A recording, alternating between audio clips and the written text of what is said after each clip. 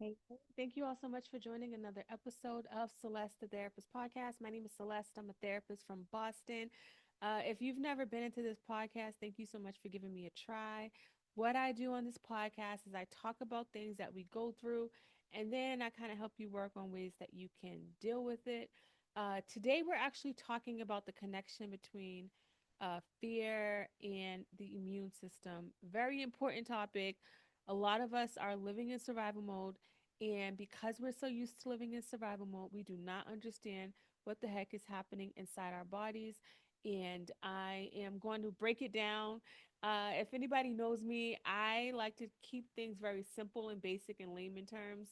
I always tell people I'm not like super smart. I feel like God was like, Celeste, I need you to use all of your mindset for mental health so you can teach the people, so you can remember the stories. I could have a client talk about something from 5 years ago, and then we'll be in session in 2025, and then I'll be like, oh, the thing that happened in 2020, how I do it, I have no idea, but other things I don't know. So before we get into today's topic, I just want to share some things that I have coming up at the Wellness Center. So if you are new here, I opened my Wellness Center in Stoughton, Massachusetts in November 2024. Whoop, whoop. And May is Mental Health Awareness Month. And so we are going to be having a day of wellness for free. I am very passionate about educating the community, educating the people about mental health and wellness and what that looks like, and what and how you can make it happen. You know, even this podcast, if you're listening to this podcast, I always tell you to make sure you start where you are, use what you have. And my goal is to make wellness accessible and for people to know, like, regardless of their socioeconomic status or what they have, that they can work on change today, right? Like every time you leave here, I want you to get empowered. And if you are listening to me on audio, this podcast also streams on YouTube. So if you prefer to watch the podcast, feel free to head on over to YouTube and search Celeste the Therapist to find that. All right, so let's go into some events that's happening, and then we're going to jump right into the topic because y'all know I like to keep it nice, brief, and concise, where you leave here understanding things on a different level. So this is the Wellness Day flyer. So doors are going to open at 12. Activities start 12:30 to 4. There will be light refreshments. We have a lineup of classes that are happening that start at 12:40. So we're going to have sound bath healing class. We're going to have a mindful yin class, rest and restore. And we're going to have a restorative yoga class. So that's going to be happening in Irving's community room. We have a community room. And then in another room, we're going to be having short facials, 20-minute facials. We're going to have 15-minute chair massages. And then in another room, we're going to have crafting. We're going to be crafting coasters. And then in another room, we will be having games. So we're going to have Jenga and Connect Four. And then we'll have food. So that's happening May 3rd. If you are in the Stoughton area, come through. I would love to show you the center and learn more about the programming that's happening. So that's happening May 3rd. What is also happening, oh, before May 3rd, the next thing I wanted to say, I have two books. I always forget to promote the books, and I'm going to try to keep it in my lineup. But I have a guided journal called 365 Days of Intentional Living. I also have a book called Relationship Goals, and it's a guide to a healthy relationship.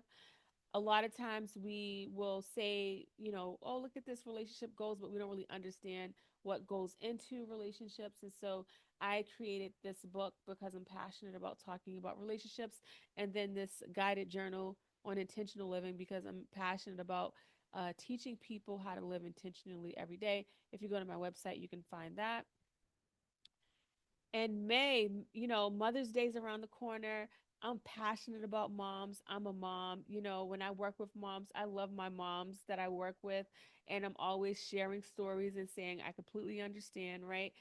So at the center on May the 10th, Saturday, from 10 a.m. to 1 p.m., I am hosting a self care and mindfulness brunch.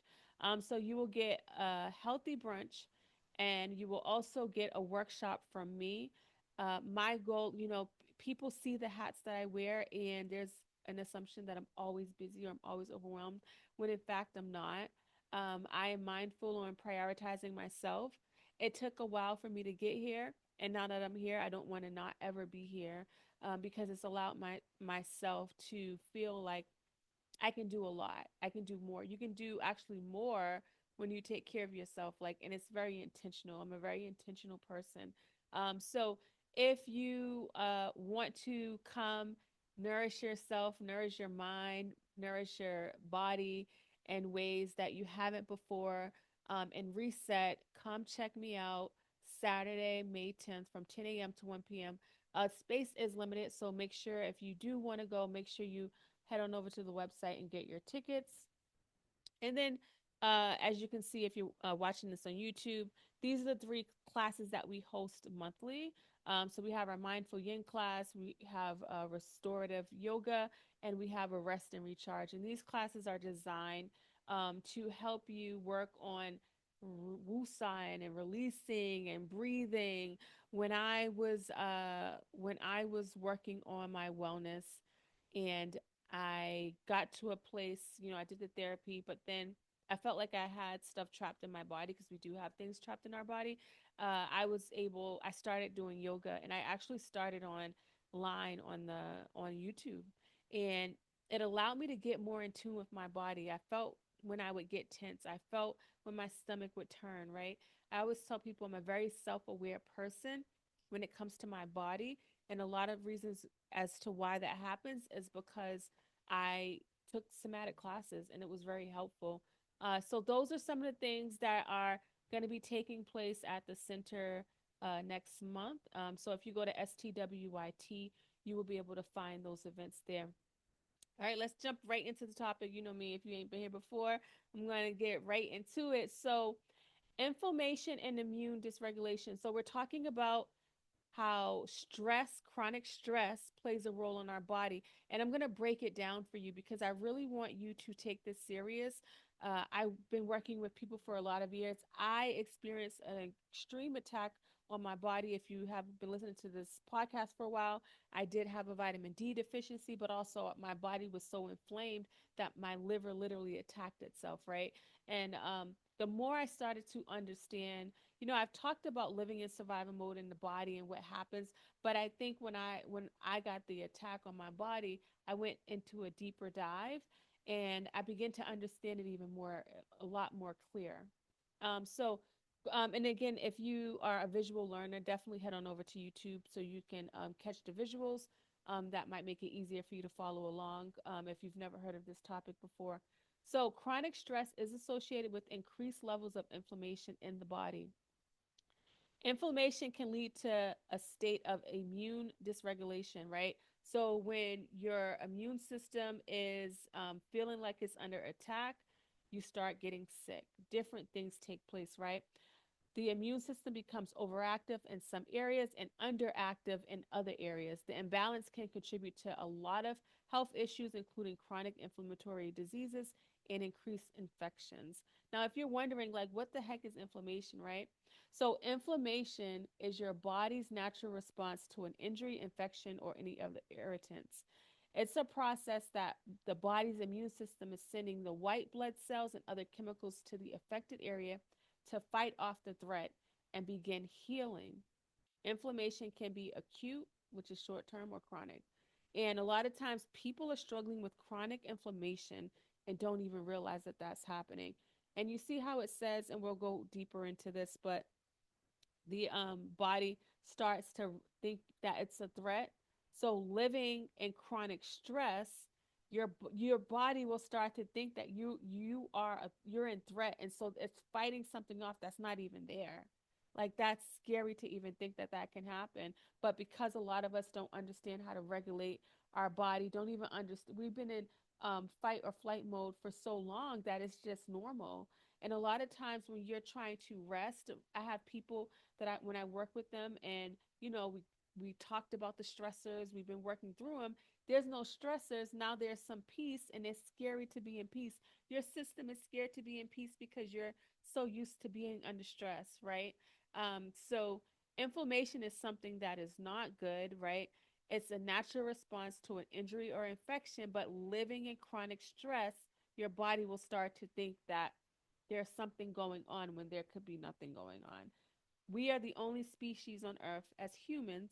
We are the only species that can activate that amygdala, that like response to like danger with the way we think. Species like the animals, they get a prey comes to try to attack them, and so they run, right? Their adrenaline goes off, they run, and then once the prey leaves, once the threat leaves, they're able to go back to baseline because our mind is so powerful, right? We can create. I can, when it came to my wellness center, I started to think about it. I started to envision it. I started to embody it, and eventually, my mind started to show me how it's possible. Right? That's something that's very positive. On the flip side, if you find yourself uh, in a state of constant survival mode, feeling like there's a threat, your mind will keep you in that state, and you will start to feel like something's really wrong. When you're dealing with that intense anxiety, where it's like nothing in front of you is wrong, but the feeling is there, it's because your mind is constantly turning over the threat over and over again. The same way the positivity, where I'm able to think things in a positive way about like how my wellness center is going to flourish and how I'm going to be great at what I do. Like I'm speaking these things into existence. My mind is creating opportunity for me to see that take place. So I wanted to share with you like how that works and the difference in that.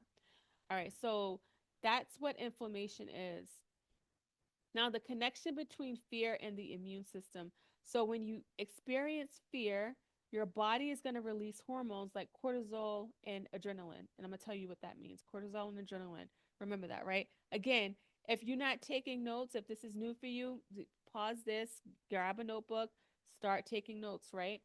Cortisol and adrenaline is released, right? These hormones can suppress your immune function, making the body more susceptible to illness, right? So when we are in stressful states and things, this adrenaline and cortisol is being released, our body, if it stays in that state, how is our body's going to fight off infection? There's people you may know, and you may even be that person where you're chronically sick, right?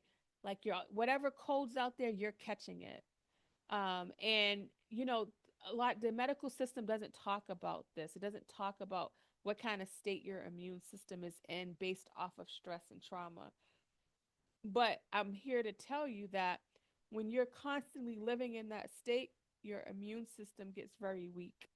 I was always sick growing up. I used to have strep throat. I was a very sickly, like I would get sick all the time. When something happened, it would happen to me. As an adult, I don't get sick like that anymore, right? Like I feel like I've worked on building my immune system up. So understand that when you're living in that constant state of stress, your immune system becomes very compromised. So I said, let's remember the word cortisol and adrenaline, right? Because I want to explain that to you so you can understand it. So, cortisol, right? Cortisol is a steroid hormone produced by the adrenaline glands in response to stress. So, it plays a crucial role in the body's stress response, preparing it to either fight or flee. Cortisol increases your blood sugar levels to provide energy, suppresses the immune system to focus on the resources of the immediate threat, and can also suppress other bodily functions that are not essential for survival, like digestion. So it's kind of like if cortisol, too much cortisol is not good for me. Why do we have it? As you can see here, this flight or fight response.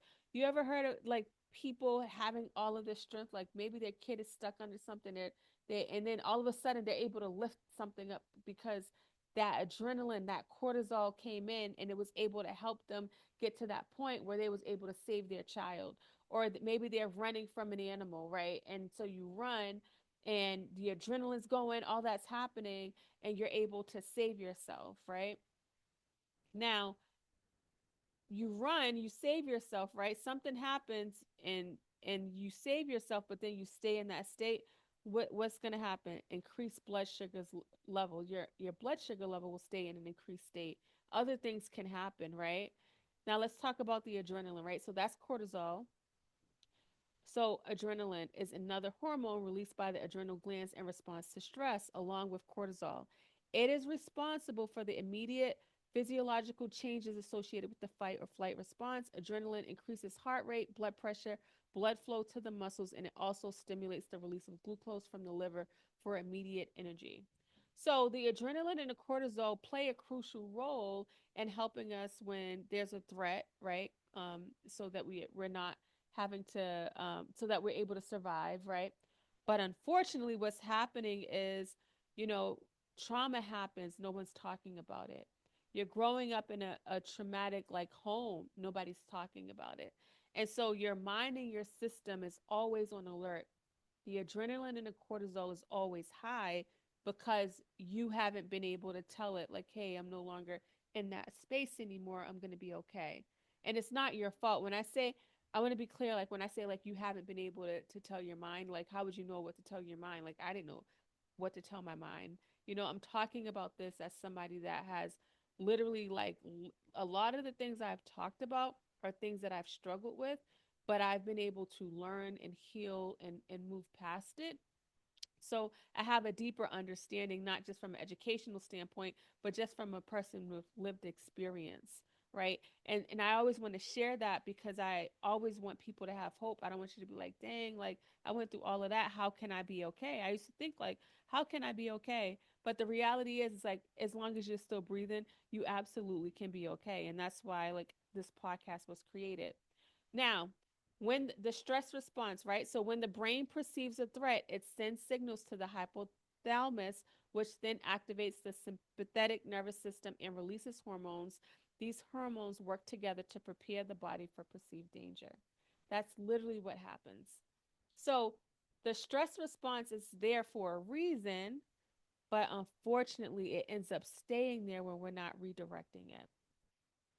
Now, let's talk about some of the impacts of fear on health, right? So, short term versus long term. So, acute fear can temporarily boost immune function during a flight or fight response, but chronic fear can lead to immune suppression, right? So when cars come and we're about to get hit and we're running across the street, that adrenaline goes, we're able to rush. That's okay. That's what we need.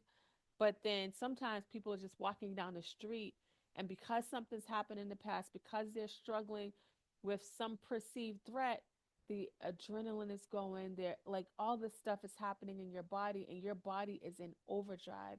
Your body is like, oh my gosh, there's so much going on. So, some examples of health implications: stress related disorders such as anxiety, depression can further complicate immune responses, leading to poor health. So let's talk about some. I want to talk about some studies, and then we're going to go into solutions, right? So recent studies have highlighted the significant impact of the chronic fear and stress on the immune system, and it suggests that prolonged exposure to these emotional states can lead to long-term changes in the immune system. Literally, what I've talked about, there are studies that have talked about this, and I want to highlight a few things so that you can be aware. The goal in this podcast and every episode that we have, the goal is for you to gain some understanding. I don't want the excuse to be I don't have insurance to get a therapist. I don't want the excuse to be I don't have the funds, because I want you to use what you have and start where you are. If you're a long time listener, I talk about that a lot. I share bits and pieces of my journey and how I didn't have a lot of the things that I had, but I started where I was and I used what I have. That's something that has always been important to me. Like if you say I can't do it, I'm gonna do it better. Like I've never allowed somebody to tell me what I can't do, right? And so for me, when it comes to using what I have, it feels like it's just been a natural thing. And so I want to share with you the importance of thinking that way. So, chronic stress activates the body's stress response, leading to prolonged release of stress hormones such as cortisol. We just talked about cortisol, remember? And cortisol can be beneficial in short bursts, which we just talked about. Its persistent elevation due to chronic stress can suppress the immune system. This suppression can reduce the body's ability to fight off infections and may increase susceptibility to illness, right? So, there are studies that have shown that the chronic stress on the body will create a system where your body is more prone to illness, right? It'd be harder to fight off infections. And think about a car. I think I used this example in the last episode. If a car is constantly revving, you're revving your engine, you're not giving it gas, you're not maintenance in it, eventually it breaks down, right? Eventually we'll start breaking down where our liver starts acting up, diabetes, heart conditions, things that you may say, oh, this runs in my family. A lot of times the things that run in our family is our lifestyle choices, the way that we think, the things that we're doing, right? And so it's creating these complications in our body. Increased risk of autoimmune disease. A lot of women struggle with autoimmune diseases. And basically, autoimmune disease is your body's full of inflammation. We talked about what the inflammation is, and your body starts attacking itself. When my body started to attack itself, it attacked my liver. I had an extreme attack on my liver. Basically, my body started to think my liver was a foreign substance, and my body got inflamed. Right, my whole body was inflamed, and I started working on creating an anti-inflammatory diet. I looked up the spiritual meaning for when your liver is attacked. I'm somebody that believes that emotions, if you don't deal with them, if you don't release them, they're going to get suppressed in some parts of your body. And it came up like liver. It's like people that may suppress anger. I definitely suppressed anger. Oh, it's fine. It's okay, right? When hard things happen, I would brush them off, and I didn't acknowledge anger. A lot of women are struggling with autoimmune diseases because they just keep going. They allow people to use them, and they don't take care of themselves, and they may be angry, but they're not acknowledging it. They're not releasing it. So it's just sitting in their bodies and attacking your body. So, research indicates that chronic stress may contribute to the development of autoimmune disease. And in these conditions, the immune system mistakenly attacks the body's own tissues. So, for example, studies have shown that individuals experiencing high levels of stress are at a greater risk for conditions like rheumatoid arthritis and lupus. The dysregulation of immune response due to chronic stress may play a role in triggering these diseases. So really be mindful on how you are operating, the stresses that you're on, because eventually these things happen, and it's unexplained. They'll say like, I don't know what happened. Sometimes people say this runs in our family, right? Again, lifestyle choices, lack of care for yourself runs in your family. More 9 times out of 10, the way you are, even if you didn't like the way your caregiver, your parent was, there's some remnants of the way they are, you're responding in the same way. A lot of people don't realize that that's happening. So longitudinal studies, so this is basically they've tracked people over a course of time. So they've tracked individuals, oh, it's just over a course of time, revealing that those with chronic stressors such as financial strain, right? That's a stressor. Caregiver responsibilities, that's a stressor. How many, especially in the Black community, we're taking care of our siblings, right? Especially I'm the oldest girl in my family, right? A lot of the older girls in the family, we're taking care of our nieces, our nephews. Like we're doing a lot because that's just the way that our systems have worked, where we are in the Black community. We have grandmothers that are taking care of their grandkids, right? And so it's not about not helping and not caring, but what the issue comes into play is that we're not caring for ourselves in the process. Interpersonal conflicts exhibit a higher incidence of health problems related to immune functioning. These studies underscore the importance of managing stress for managing overall health, right? So those are just a few things that create stress, right? Being Black in America, right? 2025 under the presidency, where every other day there's something new, right? Like have forced myself not to watch the news. I don't want to hear anything that's taking place because of just how hard it is um, to be in that environment. My mind, my system cannot take it. So I have not done that. So those are just some ways in which the body and the mind are affected when we're under constant stress, right? we haven't talked about the immune system in that detail before on this podcast. And I wanted to kind of break it down for you to understand like what's happening in real time because a lot of times we don't realize it. But I want to share a few ideas on ways you can deal with it, right? Like these are things I talk about a lot, but I just want to like bring them up so that you can not be like, oh my God, look at all the things I'm dealing with. I want you to have hope, right? Oh, the last thing is chronic stress is associated with increased levels of inflammation in the body. The inflammation can lead to a state of immune dysregulation where the immune system becomes overactive in some areas and underactive in others. The imbalance can contribute to various health issues like chronic inflammatory diseases and infections. So, if you're experiencing stress, right, ask yourself these questions and answer honestly. Answering yes to one or more may be a sign your body's responding to stress. So, one, do you feel edgy and cranky, picking fights with family, friends, or coworkers? Right? That's one of the signs you may be under stress. Are you feeling agitated all the time? Right? Are you constantly feeling like there are moments where I feel agitated, but at baseline, I don't feel agitated. And those moments where I'm feeling agitated, I essentially know what's going on, right? This is asking you, are you feeling agitated like all the time? Are you in a constant state of agitation? Somebody say your name, you're snapping. Is your stomach tight in knots? A telltale sign for a lot of people when I work with them, there's the migraine issue and there's the stomach issue. Using the bathroom, constipated, your stomach's turning, right? Start paying attention to how your body's responding.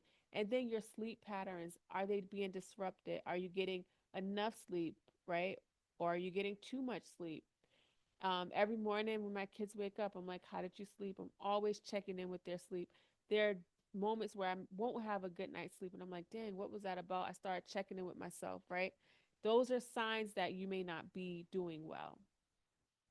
So these are some ideas on how do I manage fear and stress, right? These are things we talk about all the time on the podcast. It's like basically medicine for living. Mindfulness and meditation can help you pause, help your system slow down. Physical activity every day, I'm doing something physical. You don't need a gym membership, right?